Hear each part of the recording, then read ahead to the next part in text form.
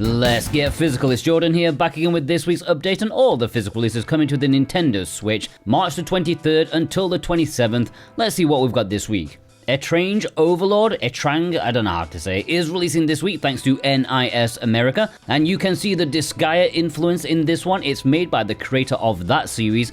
This is supposedly an action RPG on the shorter side with a similar kind of humor to Disgaea, and obviously character style. The combat has a lane system, and each character you bring into battle offers something different in terms of their contribution. According to the positive reviews, it appears to shake things up nicely while lacking in serious depth. It makes up for it in fun, a compact but fun adventure, and my executive producers Adamantium, Justin PDC, Miami Sunrise, and Kava Clavacol have chosen this as their pick of the week. Mega Man Star Force Legacy Collection is releasing in North America this week. This is a comprehensive collection of 7 games, although technically 3 totally unique games. There is a Pokemon marketing thing going on with this. There's slightly different versions, changing which bosses you fight, small things. But these were DS games, a successor of sorts to the Battle Network series, so it's a similar type of gameplay, but from a different perspective, a bit more 3D. Mega Man fans will definitely want to pick this up, but because it's from Capcom, who seem to hate Europe, unless it's Resident Evil or Monster Hunter, there's no physical over there. You'll have to import it if you want this collection physically. My executive producers, Dane Wilkinson, Michael Del Polito, OGCIB, Dave Hurstwaite, and my brand new executive producer, MadHawk101, have chosen this as their pick of the week.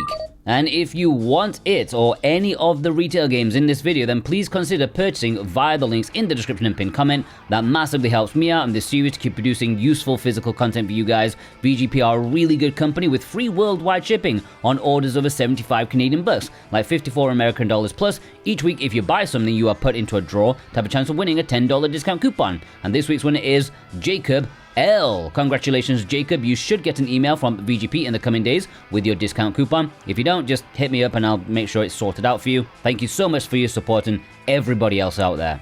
Ariana and the Elder Codex is releasing this week, and this is a game from Idea Factory and Compile Heart, the combo of wariness, but as a side-scrolling action game, Metroidvania sort of thing, this looks pretty alright. I do have a digital copy for video purposes. I haven't had a chance to try it yet, but maybe you'll get a video sometime this week. There is a magic-focused combat here, and I'm mildly looking forward to this one. I hope it doesn't disappoint, and my executive producer Jeddah Crow has chosen this as his pick of the week. Taito Milestones 4 is releasing in Europe this week. North America will have to wait a short while longer to get their hands on this one. Speaking of hands, the publishing rights to the series has been handed over to Clear River Games rather than ININ Games for some reason, and despite Volume 3 being absolutely legendary in terms of game quality present, this one is a mixed bag, at least from an outsider's perspective. This one has a lot of older arcade titles that remind me of Volumes 1 meagerness, but there's also some good stuff in here like Arkanoid. Otome Daoshi Fighting for Love is one of a few visual novels hitting store shelves this week. This is an Otome from Axis Games, definitely one of their lower key releases since this one wasn't reviewed overly well during its Japanese release a couple of years back, but at least it seems a bit different than the norm. Interesting art style, mildly short compared to their other games, and no bad endings, plus the Chinese setting, so yeah, a bit interesting, maybe not their best. Neopets Mega Mini Games Collection.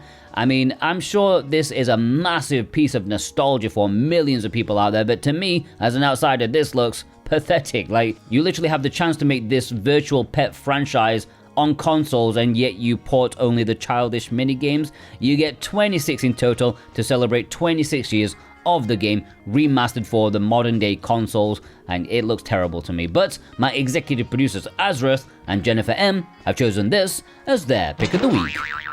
Grimoire Groves is releasing in Europe this week as an exclusive over there, and this is a roguelike action game with a cozy game art style. And in fact, there are some cozy game mechanics in here too, as you do a bit of decorating and homing, forest spirits. Reviews are decent but not universally positive, with some people feeling the combat isn't as good as it could be. Others find it very addictive and just different enough to set it apart from the other Hades wannabes. Please Be Happy is another visual novel this week. This one is from Studio Elan, known for making some of the better received non-Japanese visual novels out there. A cute Yuri VN about a fox girl in a slice of life situation. Expect a 20-hour adventure, and this has quite high reviews across the board. Some saying it's one of the best Yuri VNs ever made, so if you're into this genre of visual novel, it may be one to pick up.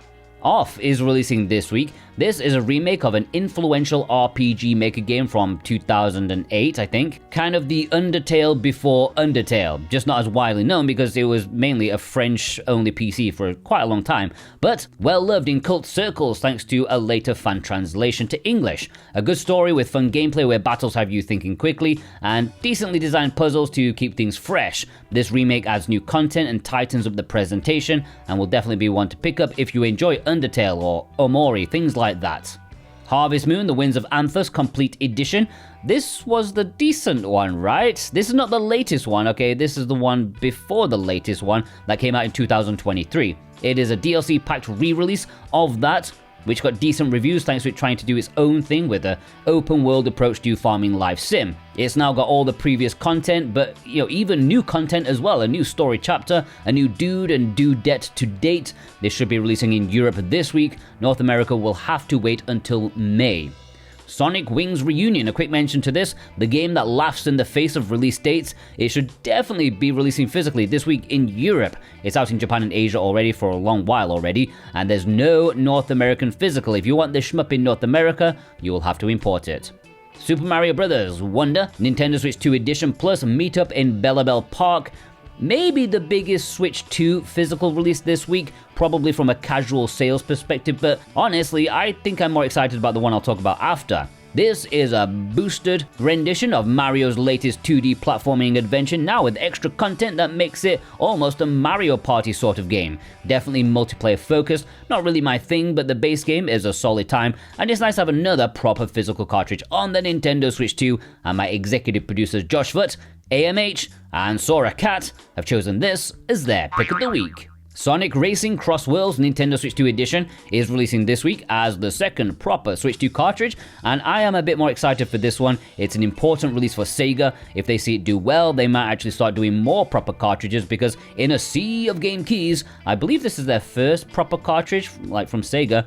Yes, it is a racing game that's already released on other systems, so it's already up against it by being late, but I've heard good things about it, with some people finding it to be more favorable than Mario Kart World. I'm not a fan of them adding like Nickelodeon characters or Angry Bird in here, but I kind of feel like devalues the product, but hey, if the mechanics are fun, I shouldn't complain. And my executive producers, Firm Returns, JCross7776, and Lewis K have chosen this as their pick of the week. A quick mention to Virtua Fighter 5 Revo World Stage, which is releasing this week as a game key. Boo! Alright, the low print limited pre-orders. Savant Ascent Remix is Super R's latest game for Nintendo Switch, and it's coming with 4,000 copies on Thursday. This is a game from the same studio that made Owl Boy, so a bit of a different vibe considering it's a twin-stick shooter. You go through a tower, doing acrobatic moves and using spells as you dodge the bullet hell patterns from enemies. The Ascent Remix indicates an expanded version of what was a cheap basic game, and some seem to have preferred the simple version rather than this one more complicated expanded thing, but there's plenty of modes to try if you like twin sticks, so be there on Thursday if you want it. Is this game trying to kill me? Is up for pre-order at Limited Run Games right now. This is an interesting looking horror puzzle game where you are playing a retro game in a cabin, but it is connected to the events within the cabin and presumably the thing that's trying to end you. Quite a layered gameplay experience compared to Inscription from a lot of people. I've seen that in reviews. Kind of clever, kind of short, has potential, but maybe a bit unfulfilling. Although that's how people usually describe me. And my executive producers, Super Ben Julio and Jake Vav, have chosen this as their pick of the week. Marvel Maximum Collection is going up for pre-order at Limited Run Games on Friday. This was a pretty exciting release for some people out there, as it is a retro collection of Konami arcade games starring the Marvel heroes. It has X-Men, the arcade game, which now has 6-player online compatibility. It also has Captain America and the Avenger for arcade, Mega Drive, and NES. It has Spider-Man and Venom Maximum Carnage for Super Nintendo and Mega Drive. Venom and Spider-Man Separation Anxiety for Super Nintendo and Mega Drive. Spider-Man X-Men Arcade's Revenge for both 16-bit consoles, as well as Game Boy and Game Gear, plus Silver Surfer on the NES. Very interesting collection, and it's worth noting it's already been announced that it will be getting a European retail release as well. And my executive producers, Punky Dooster, Mr. Awesome, Instacritic, and Nerdy Sean, they've chosen this as their pick of the week. Y2K, a postmodern RPG, is Limited Run's third game in this episode, and most people can't believe this actually exists since I think it was supposed to happen like 10 years ago or something. And even weirder is that it's kind of a double pack, but Limited Run aren't really saying that. But I don't blame them for being confused, because even researching the game myself, I can't make heads or tails of what the bloody hell they've done with this game/games. And to be honest, I thought this game was regarded as a meme, in like so bad kind of thing, but I don't know what to believe anymore. I've forgotten my own name. Front Mission 3 Remake is Limited Run's fourth game, available for pre-order in this week's episode. New management, new need for money apparently, or just getting through their damn backlog. This has released in Japan already. I know some people have imported it already, but now Limited Run have opened pre-orders for this North American edition. Still no sign of a European one. Despite some initial controversy, this remake has garnered decent reception from gamers, a strategy RPG remake of Square's dead mech franchise.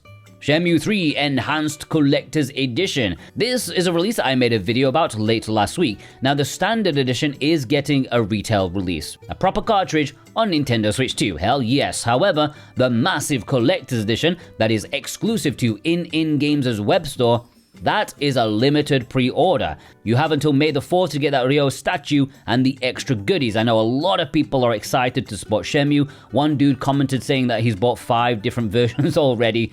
I'm not sure if I'd do that even for Skies of Arcadia, but my executive producers, John Jamin and God of Resin, have chosen this as their pick of the week.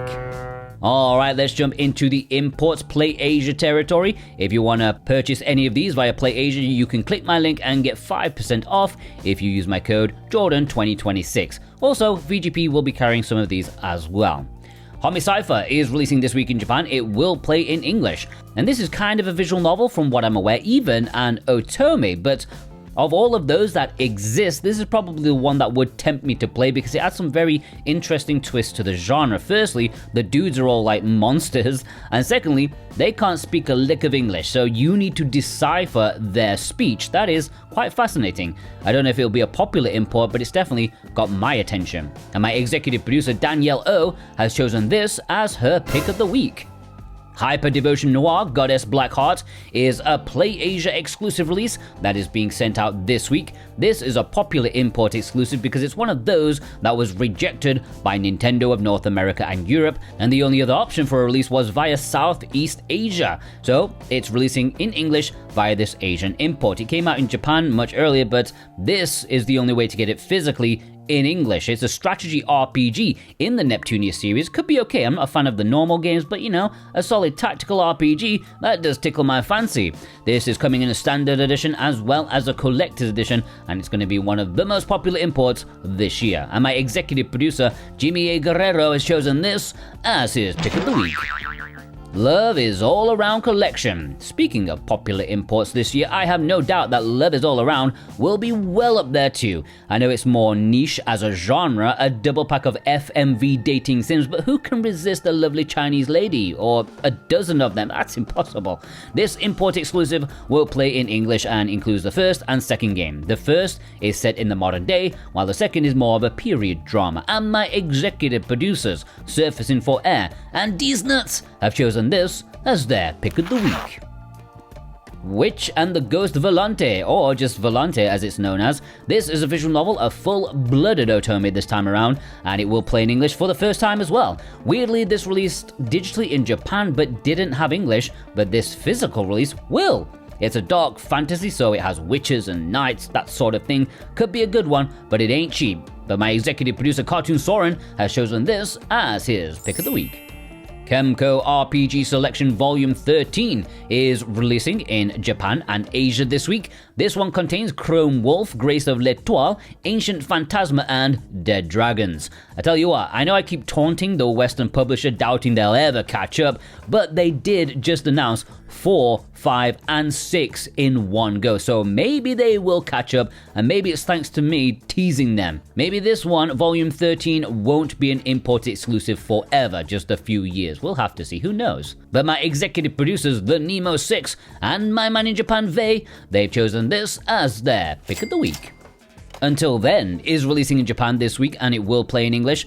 This has been announced for a Western physical release, but there is no date for it yet, so if you want it super early, physically, this Japanese one may be the way to go. This is an extremely highly rated narrative adventure game. It reminds me a lot of like a Space for the Unbound with its visuals. The story in this one is supposed to be extremely powerful, so be prepared to be hooked all the way to the end. And my executive producers Ghost Bune, Kevin W., Brent McLean, and Switch Effect, they've chosen this as their pick of the week. Marvel Cosmic Invasion, a quick mention to this, which is releasing in Japan this week on Nintendo Switch and Nintendo Switch 2. It came out in Asia a couple of weeks back, and in a couple of weeks more, it will be having a Western release. Not far enough away, in my personal opinion, to be worth importing. We've waited long enough, what's a couple more weeks? But still, a very interesting title for sure. Japan is also getting all of these games as well. That is a lot of games. Japan's going crazy. Mostly visual novels, but that Cursed Warrior, I think that's an RPG. And Winning Post 10, a horse racing game. My word. It's a tragedy it's not in English. Alright, before we go into the community spotlight, if you are new here, or maybe you're not the kind to normally do so, please hit that subscribe button, okay? It will be the best thing you do today, plus the bigger this channel is, the more publishers will pay attention to the demand for physical media. Plus, I want to get to 40k before the end of this year. I'm halfway there, and we're just at the end of March, so yeah, it's looking good, guys. Alright, the community spotlight. Bent S sent in this photo featuring Yuka Replayly. Apparently the publisher, PM Studios, as a little Easter egg, actually made different cover versions of this. I don't know how many, but they're not all the same.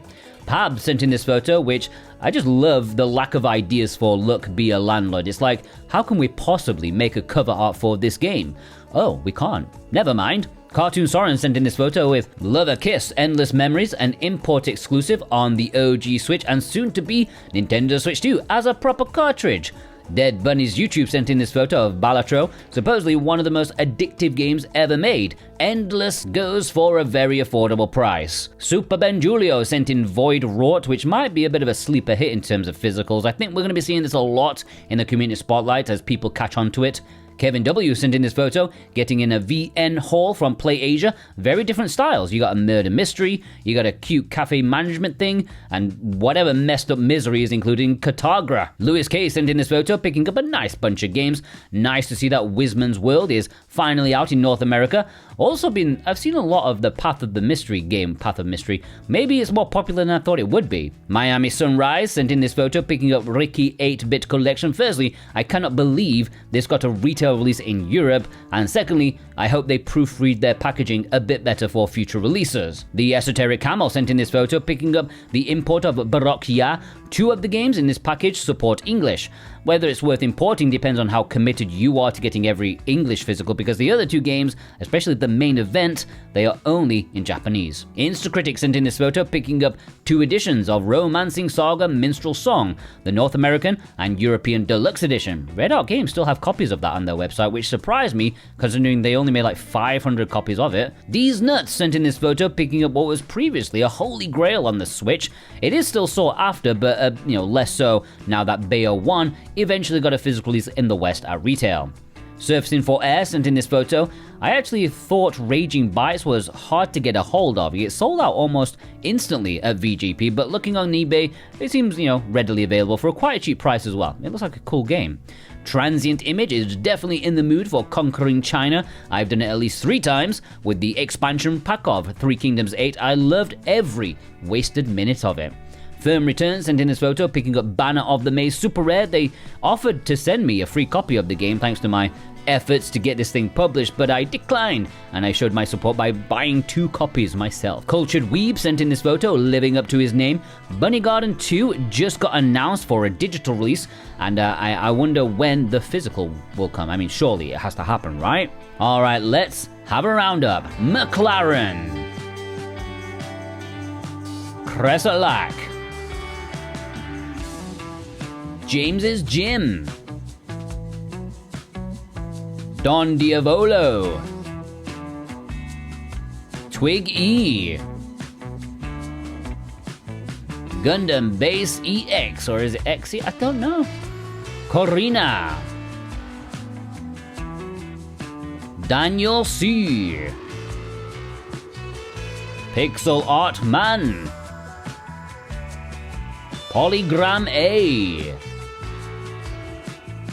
Jimmy B, Devil Angel, Andrew R, Rob L, Cost 71, Superman 2K. If you want to send in your pictures, the details are on the screen right now. Special thanks as always to my executive producers over on Patreon, plus you watching right now. If you watched all the way through, you're a legend too, okay? Give me a high five emoji, okay? High five emoji in the comments because you're a legend. Go watch some of my other videos and have a fantastic day. Take care.